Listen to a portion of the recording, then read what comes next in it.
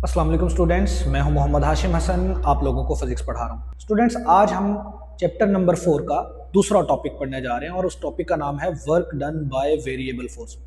Students, बहुत सारे cases में जो फोर्स होती है वो कांस्टेंट नहीं होती और फोर्स की value with the passage of time या डिस्प्लेसमेंट के लिहाज से चेंज होती रहती है। तो आज हमने वेरिएबल फोर्स की वजह से होने वाला वर्क डन कैलकुलेट करना है। लेकिन यहां पे एक प्रॉब्लम है और वो प्रॉब्लम ये है, प्रीवियस टॉपिक के अंदर हम लोगों ने वर्क का फार्मूला पढ़ा था एफ डी कॉस थीटा, लेकिन वो फार्मूला सिर्फ वहां पे एप्लीकेबल है जहां पे फोर्स की वैल्यू कांस्टेंट हो। लेकिन बहुत सारे केसेस में फोर्स की वैल्यू चेंज होती है, वेरिएबल रहती है। जैसे यहां पे मैंने एग्जांपल्स लिखी है। जब एक रॉकेट जमीन से ऊपर जा रहा होता है तो उस पर लगने वाली जो ग्रेविटेशनल फोर्स है वो तो स्टूडेंट्स कांस्टेंट नहीं रहती, वो तो डिस्टेंस के लिहाज से चेंज होती रहती है। न्यूटन्स लॉ ये कहता है कि जो फोर्स है वो इनवर्सली प्रोपोर्शनल है डिस्टेंस के स्क्वायर के। जैसे लेट सपोज रॉकेट इस पॉइंट पे है तो उस पे लगने वाली फोर्स कुछ और है। जैसे जैसे रॉकेट जमीन से दूर जाता जा रहा है उसके ऊपर लगने वाली ग्रेविटेशनल फोर्स तो चेंज होती जा रही है, यानी ये एक वेरिएबल फोर्स है। और वो फोर्स चेंज कैसे होती है? फोर्स इनवर्सली प्रोपोर्शनल है डिस्टेंस के स्क्वायर के। यही बात मैंने यहां पे लिखी हुई है।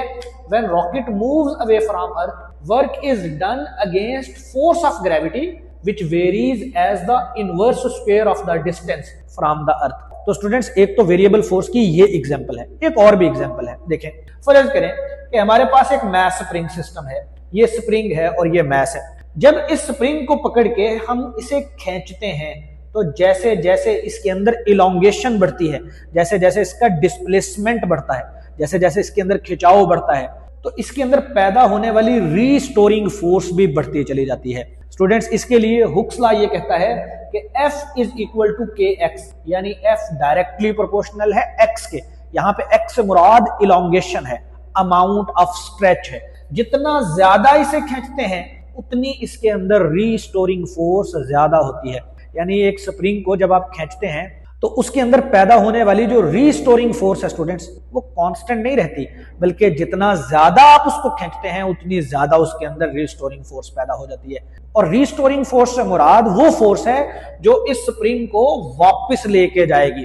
तो स्टूडेंट्स, ये दो एग्जांपल्स आपकी बुक के अंदर लिखी हुई हैं वेरिएबल फोर्स की, आप लोगों ने इनको एज इट इज याद रखना है। अब स्टूडेंट्स, वापस आते हैं अपने टॉपिक की तरफ। हमारा मकसद ये है कि आज हमने इन वेरिएबल फोर्सेस की वजह से वर्क डन कैलकुलेट करने का तरीका सीखना है। देखें स्टूडेंट्स, फर्ज करें कि कोई एक बॉडी है जिस बॉडी को हम पॉइंट ए से पॉइंट बी पे लेके जाते हैं, लेकिन जब हम इसे पॉइंट ए से पॉइंट बी पे मूव करके लेके जाते हैं तो इस पे लगने वाली फोर्स वेरिएबल है। यानी यहां पे फोर्स की वैल्यू कुछ और है, यहां पे फोर्स की वैल्यू कुछ और है, यहां पे फोर्स की वैल्यू कुछ और है, और फोर्स की वैल्यू चेंज होती चली जाती है और यहां पे फोर्स की वैल्यू कुछ और है। अब अगर आप डायरेक्ट फार्मूला अप्लाई करें पॉइंट ए से पॉइंट बी तक एफ डी कॉस थीटा, तो प्रॉब्लम यह है कि फोर्स की कौन सी वैल्यू पुट करेंगे? फोर्स की ये वैल्यू पुट करेंगे, फोर्स की ये वैल्यू पुट करेंगे, फोर्स की ये वैल्यू पुट करेंगे, या फोर्स की ये वैल्यू पुट करेंगे? तो स्टूडेंट्स, इस मसले का हल ये है कि हम इस पूरे के पूरे पाथ को छोटे छोटे से हिस्सों में डिवाइड करें। और समझना है इस पॉइंट को कि जब हम पूरे के पूरे पाथ को छोटे छोटे से हिस्सों में डिवाइड कर रहे होंगे तो हम एक बात का ख्याल रखेंगे, और वो ये कि हर पाथ एलिमेंट के अंदर फोर्स की वैल्यू कांस्टेंट रहे। क्या मतलब है इस बात का? एग्जांपल से समझते हैं। देखें, फर्ज करें पॉइंट ए से, यहां से हम बॉडी को मूव करवाना शुरू करते हैं, यहां से यहां तक इस डिस्टेंस को बोल देते हैं डेल्टा D1, और यहां से यहां तक जो फोर्स है वो F1 है। यानी इस पॉइंट से इस पॉइंट तक फोर्स की वैल्यू चेंज नहीं होती। लेट सपोज इस पॉइंट से इस पॉइंट तक जो फोर्स लगती है वो 10 न्यूटन है, लेकिन इस पॉइंट के बाद फोर्स की वैल्यू चेंज होकर लेट सपोज 15 न्यूटन हो जाती है। फिर यहां से यहां तक 15 न्यूटन रहती है। इसका मतलब ये हुआ कि इस पॉइंट से इस पॉइंट तक यानी डेल्टा D2 में जो फोर्स F2 लग रही है वो कांस्टेंट है। बिल्कुल इसी तरह यहां से यहां तक जो फोर्स की वैल्यू है वो लेट सपोज 20 न्यूटन हो जाती है।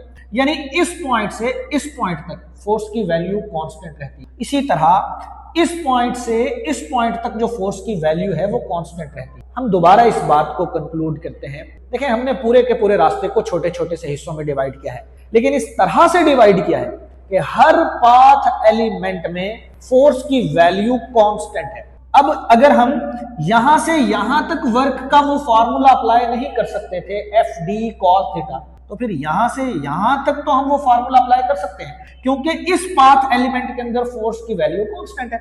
बिल्कुल इसी तरह इस पाथ एलिमेंट में फोर्स की वैल्यू कांस्टेंट है, इस पाथ एलिमेंट में भी फोर्स की वैल्यू कांस्टेंट है, और इस पाथ एलिमेंट में भी फोर्स की वैल्यू कांस्टेंट है। तो फिर एक्सप्लेनेशन के अंदर हम यही बातें लिखेंगे। हम लिखेंगे consider a path of a particle in x y plane. फर्ज कर लें कि ये जो व्हाइट बोर्ड है ये एक्स वाई प्लेन है, इसके अंदर हमने एक बॉडी को पॉइंट ए से पॉइंट बी तक मूव करवाया है। As it is move from A to B by a variable force. देखें यहां से यहां तक वेरिएबल फोर्स है। The whole path has been divided into small intervals of displacement delta d1, delta d2, delta d3 and delta dn।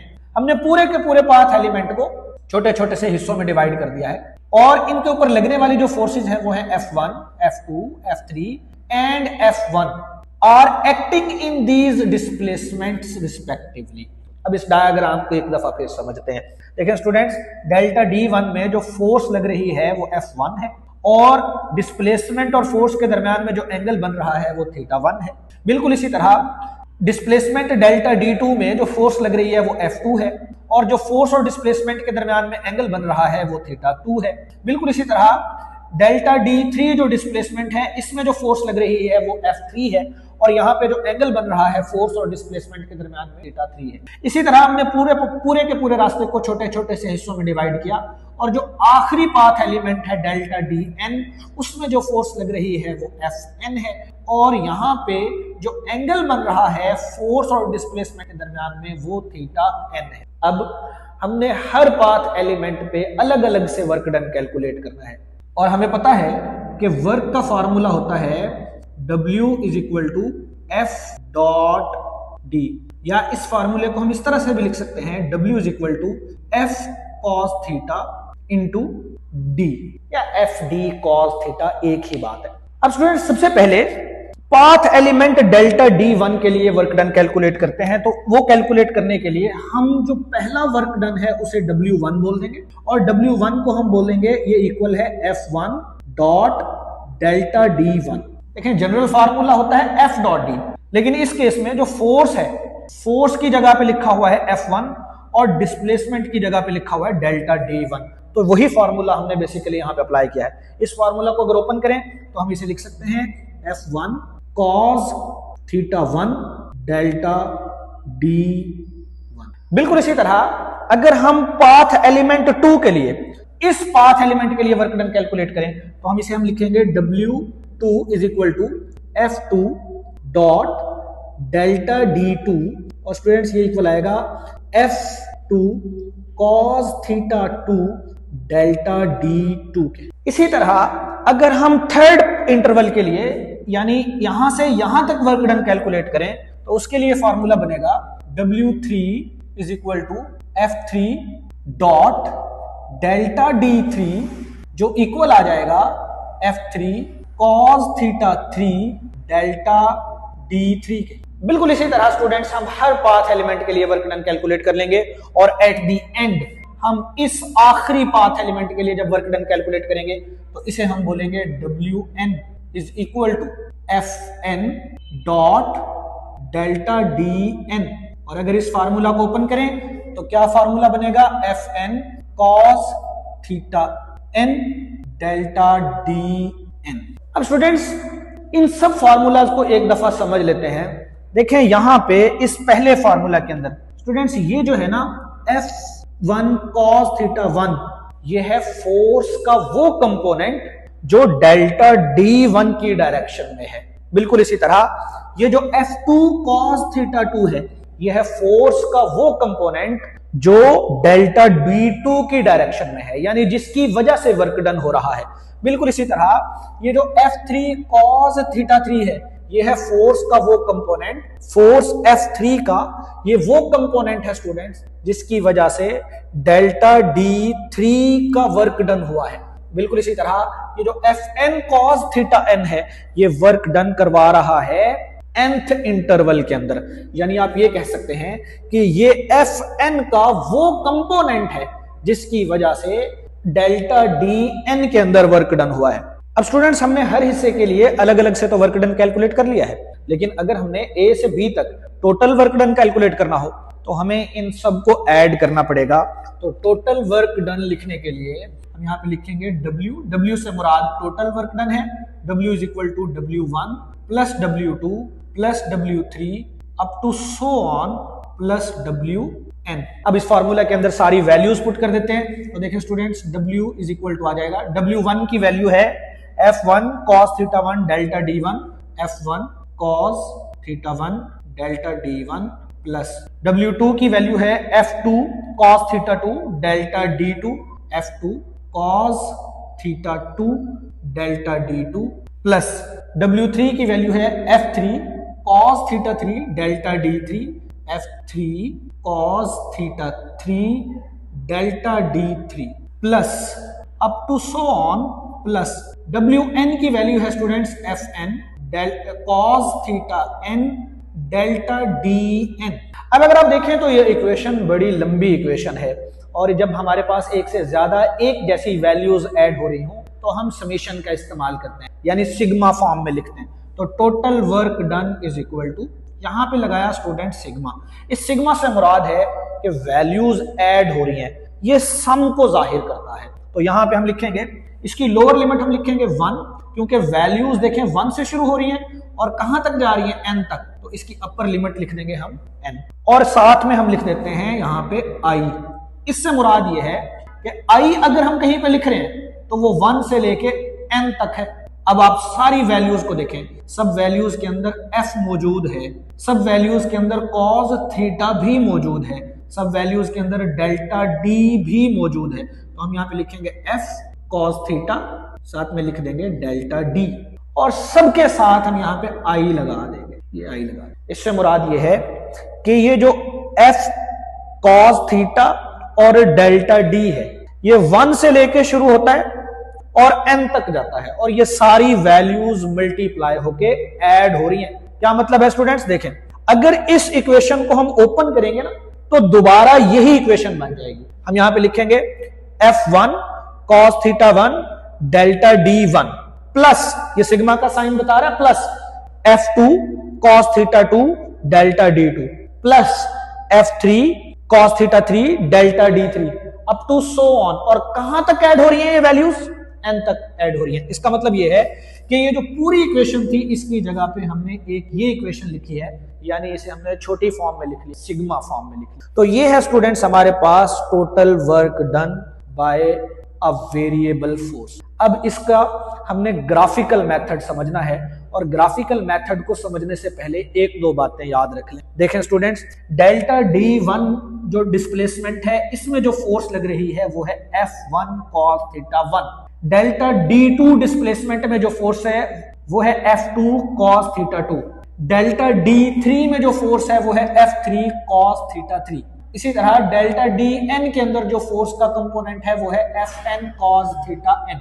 तो अगर अब मुझे फोर्स और डिस्प्लेसमेंट के दरमियान में ग्राफ बनाना पड़ा तो फिर मैं क्या करूंगा, मैं एक एक्सिस पे लूंगा फोर्स और एक एक्सिस पे लूंगा डिस्प्लेसमेंट। लेकिन मैं जो फोर्स लूंगा ना एक एक्सिस पे, वो सिंपल F नहीं होगी, वो होगी F cos थीटा। क्यों? क्योंकि आप देखें यहां पे जो फोर्स लग रही है ना डेल्टा D1 में, वो सिंपल F नहीं है, वो F cos थीटा है। डेल्टा D2 में जो फोर्स लग रही है वो सिंपल F नहीं है, वो F cos थीटा है। बिल्कुल इसी तरह डेल्टा D3 में जो फोर्स लग रही है ये सिंपल F नहीं है, ये F3 cos थीटा 3 है, यानी F cos थीटा। तो एक एक्सिस पे जब हम ग्राफ बनाएंगे तो एक एक्सिस पे हम फोर्स लेंगे, और यहां पे फोर्स से मुराद होगा फोर्स का वो कंपोनेंट जो डिस्प्लेसमेंट की डायरेक्शन में लगा है, और वो फोर्स का जो कंपोनेंट है जो डिस्प्लेसमेंट की डायरेक्शन में लगा है वो है F cos थीटा। तो इसी पॉइंट को आपने अपने जहन में रखना है कि जब हम ग्राफिकल मेथड पढ़ेंगे तो ग्राफिकल मेथड के अंदर हम y एक्सिस पे F cos थीटा को लेंगे और x एक्सिस पे हम डिस्प्लेसमेंट यानी डेल्टा D को लेंगे। अब ग्राफिकल मेथड को पढ़ने के लिए हम चलते हैं स्टूडेंट्स नेक्स्ट बोर्ड पे। जी स्टूडेंट्स, अब हमने work done by variable force को कैलकुलेट करना है ग्राफिकल मेथड से।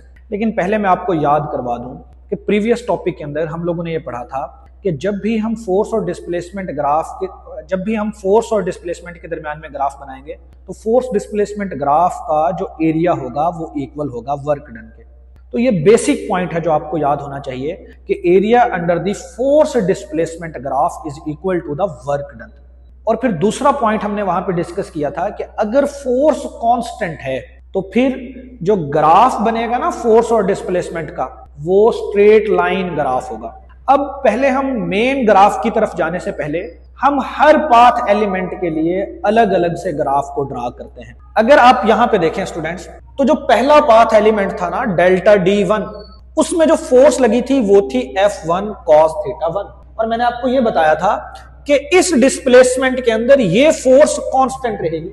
तो यहां पे जो ग्राफ हमें मिलेगा वो एक हॉरिजॉन्टल स्ट्रेट लाइन होगी। ये है force displacement graph for path element 1। ये जो पहला इंटरवल था उसके लिए फोर्स डिस्प्लेसमेंट ग्राफ है। अब हम ये फर्ज करते हैं कि जो फोर्स की वैल्यू है ना वो कम होती जा रही है, क्योंकि वेरिएबल फोर्स है तो फोर्स की वैल्यू कम होती जा रही है। अब देखें स्टूडेंट्स, डेल्टा D2 में जो फोर्स लग रही थी वो थी F2 cos θ2। तो डेल्टा D2 के लिए जो ग्राफ बनेगा वो भी एक हॉरिजॉन्टल स्ट्रेट लाइन होगा, यानी डेल्टा D2 में ये जो F2 cos θ2 फोर्स लग रही है ये कांस्टेंट है। अगर आप डेल्टा D1 से डेल्टा D2 में आए तो फोर्स की वैल्यू कम हो गई है, लेकिन डेल्टा D1 में जो फोर्स लगी थी वो कांस्टेंट है, डेल्टा D2 में जो फोर्स लग रही है वो भी कांस्टेंट है। इसी तरह स्टूडेंट्स, अगर हम कोई एक और पाथ एलिमेंट ले लेते हैं, लेट्स सपोज डेल्टा DI। अब ये जो डेल्टा DI है ना, ये कोई भी पाथ एलिमेंट हो सकता है। ये पाथ एलिमेंट 3 हो सकता है, ये पाथ एलिमेंट 4 हो सकता है, ये पाथ एलिमेंट 6 हो सकता है, ये पाथ एलिमेंट 10 हो सकता है, कोई भी path element. Let's suppose delta DI में जो फोर्स लगी वो है Fi cos θi। अगर इसके लिए आप इंडिविजुअली ग्राफ बनाएंगे तो इस तरह का ग्राफ बनेगा, क्योंकि डेल्टा DI में ये जो Fi cos θi फोर्स लगी है ये कांस्टेंट है। बिल्कुल इसी तरह डेल्टा DN जो आखिरी पाथ एलिमेंट है उसके अंदर जो फोर्स लगी थी वो थी Fn cos θn, और उसमें जो हमें ग्राफ मिला वो ये ग्राफ है। अगर आप देखें तो मैंने हर पाथ एलिमेंट के लिए अलग अलग से ग्राफ बनाए, लेकिन स्टूडेंट्स जब आप इन सारे ग्राफ्स को इकट्ठा करके एक ही ग्राफ बनाएंगे तो आपको ये ग्राफ मिलेगा। यहां पे अगर आप देखें तो ये सारे ग्राफ्स ऐड हो चुके हैं, ठीक है। ये जो ग्राफ है ना स्टूडेंट्स, ये है पहले पाथ एलिमेंट का ग्राफ, दूसरे पाथ एलिमेंट के लिए ये ग्राफ मिला है, तीसरे पाथ एलिमेंट के लिए हमें ये ग्राफ मिला है, और आखिरी पाथ एलिमेंट के लिए हमें ये ग्राफ मिला। अब अगर मैं इन सब पॉइंट्स को मिला दूं तो हमें एक ही ग्राफ मिल जाएगा। देखें स्टूडेंट्स, अगर इन सारे पॉइंट्स को मैं मिला दूं तो हमें एक ही ग्राफ मिल जाएगा। ये है वो ग्राफ। अब ये है force displacement graph for variable force, या आप ये कह सकते हैं ये है वो ग्राफ जो पॉइंट ए से पॉइंट बी तक है फोर्स और डिस्प्लेसमेंट के दरमियान में। अब अगर इस ग्राफ का हम एरिया कैलकुलेट कर लें तो वो इक्वल होगा स्टूडेंट्स वर्क डन के।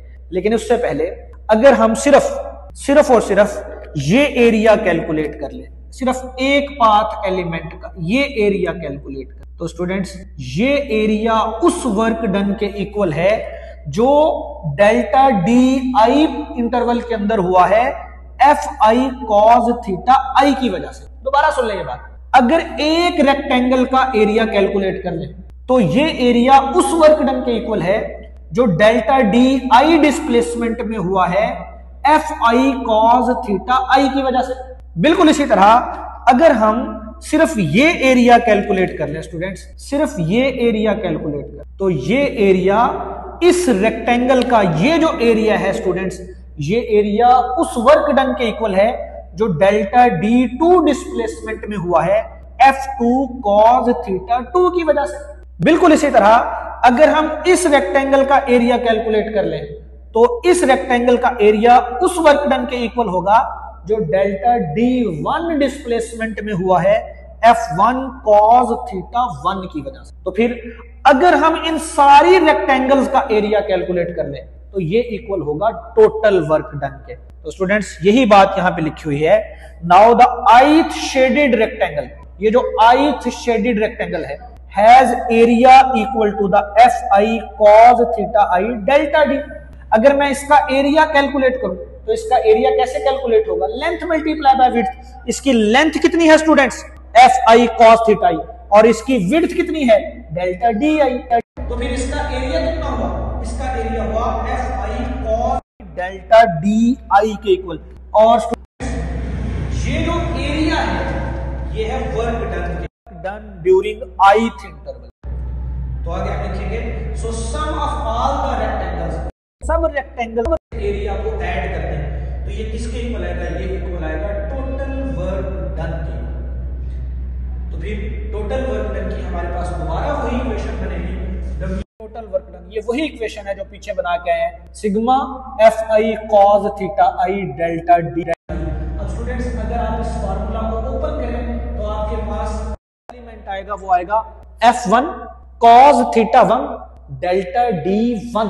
दोबारा सुनिए स्टूडेंट्स, अगर आप इस इक्वेशन को दोबारा ओपन करें तो आपके पास जो पहला हिस्सा आएगा, जो पहली टर्म आएगी वो आएगी F1 cos theta 1 delta D1। और ये किसके इक्वल, ये इक्वल है एरिया ऑफ फर्स्ट रेक्टेंगल के। इसी तरह अगर आप इसकी दूसरी टर्म लिखें तो वो बनेगी F2 cos theta 2 delta D2।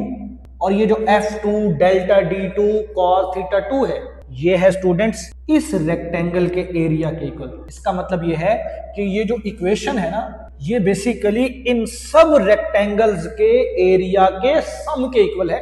देखिए स्टूडेंट्स, इस ग्राफ में एक प्रॉब्लम है, और वो प्रॉब्लम क्या है, अगर आप इस ये जो ग्राफ है, ये जो ग्राफ है, अगर आप इस ग्राफ का एरिया कैलकुलेट करें, इस ग्राफ का टोटल एरिया कैलकुलेट करें तो वो वर्क डन के इक्वल होना चाहिए। लेकिन इस ग्राफ में कुछ अनडिजायर्ड हिस्से भी शामिल हो गए। कौन से, देखें स्टूडेंट्स, ये जो हिस्सा है ना, ये जो हिस्सा है, इसी तरह ये जो हिस्सा है, इसी तरह ये जो हिस्सा है स्टूडेंट्स, जब आप इस ग्राफ का टोटल एरिया कैलकुलेट करेंगे तो उसमें तो ये हिस्से भी शामिल हो जाएंगे। तो क्या इस ग्राफ का जो एरिया होगा वो वाकई वर्क डन के इक्वल होगा? नहीं, यहां पे स्टूडेंट्स थोड़ा सा एरर आ जाएगा, और वो एरर इस वजह से आया है क्योंकि इस ग्राफ में अब वो हिस्से भी शामिल हो गए हैं जिनका वर्क डन के साथ कोई ताल्लुक है ही नहीं, जो बेसिकली हमारे ग्राफ का हिस्सा थे ही नहीं, वो हिस्से भी शामिल हो गए हैं। इस फॉल्ट को मिनिमाइज करने के लिए, या ये जो प्रॉब्लम है इससे जान छुड़वाने के लिए एक तरीका है, और वो तरीका ये है कि आप ये जो डिस्प्लेसमेंट्स हमने लिए थे ना, delta D1 delta D2 delta D3, आप इनको इतना छोटा कर दें, इतना छोटा कर दें कि इनकी वैल्यू 0 को अप्रोच करना शुरू कर दें। तो ये जो एरियाज है ना, ये खत्म हो जाएंगे, ये मिनिमाइज हो जाएंगे।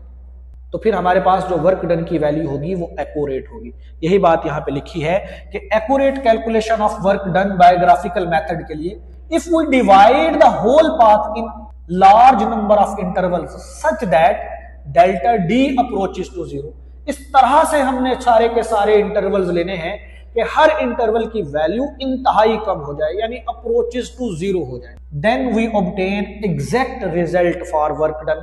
तो फिर हमारे पास जो वर्क डन आएगा उसकी वैल्यू एग्जैक्ट एक्यूरेट होगी।